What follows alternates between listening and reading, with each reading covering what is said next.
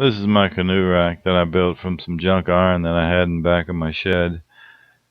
I put it up on my truck after tacking it, making sure it fit well. Took it back off and welded it up. I drew all that out in AutoCAD, which made it really easy to cut those angles. As you can see, it uses the stake bed pin with a 1 bolt hole system. The bolt hole is actually in the truck already, so I used what was there. My criteria was to use the iron that I had and to use the existing holes in the truck because I didn't want to have to drill any holes and I didn't want to have to buy any iron. So this is what I ended up with. I'm surprised at how well it came out, considering I'm not quite finished with it, but the basic form is there. The reason I say I'm not quite finished with it is I'm going to add a piece of lumber 2x4 to the top, up on top of the rack. That's 1 inch by 2 inch by 1/4 inch channel iron, and I'm going to put a piece of wood at the top. It just slips in perfectly. Don't even have to cut it. We'll have to rip it to the height I want. That's the beauty of this rack, is I can adjust the height of the rack with the board. There's my dog Killer. He's watching everything for me, making sure nobody steals anything. See the way he's looking around? He's a very protective dog.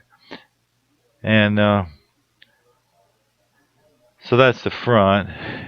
I'm happy with it, the way it came out. The pins go down into that stake hole. That's just a guide. They're not setting on it. It's actually setting on those plates because that pylon, I call it, that the stake holes on is built to take a lot of weight, but the inside of those holes doesn't appear to me to be very strong, and I wouldn't want to use that as a weight bearing area. You can see it's old steel. I ground it down with a wire wheel and a 4.5 inch grind and just knocked the rust off of it. There's some little pock holes that I really can't do anything about. But after grinding it down and painting it with some Rust-Oleum truck bed liner paint, it looks pretty good. I'm going to add some more coats. It's not of the quality of a Line-X or something like that, not even close, but it makes a nice kind of a flat surface that matches the Line-X liner that I have in the truck. That's a 3/4 ton Ram diesel, by the way. And I really haven't seen anybody use the stake pins for a rack of any type, pipe rack, canoe rack, or whatever. There's a few out there, but I think the reason they don't do it is because they would have to custom build them for each truck, because the stake holes are different on nearly every brand of truck. Most everything you see out there is these adjustable racks that you have to slide them out and adjust them and then tighten up a bolt and nut to adjust the width and height and all of that, and that compromises the strength the way I see it, and it also doesn't look very good. Although I didn't really care what this looked like, but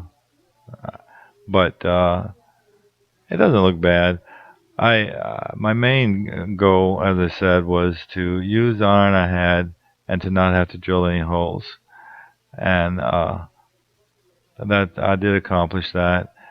The easiest way to carry a canoe is just open the tail bed and use a truck bed extender. You can buy truck bed extenders from Harbor Freight for like $45 if you catch them on sale, but they're there all day long for about $60. And it's just a little goalpost looking thing that sticks in your trailer hitch and just extends these short beds to length that will accommodate a 16, 18-foot canoe, whatever you got. And but when you pull on a travel trailer, you can't have your your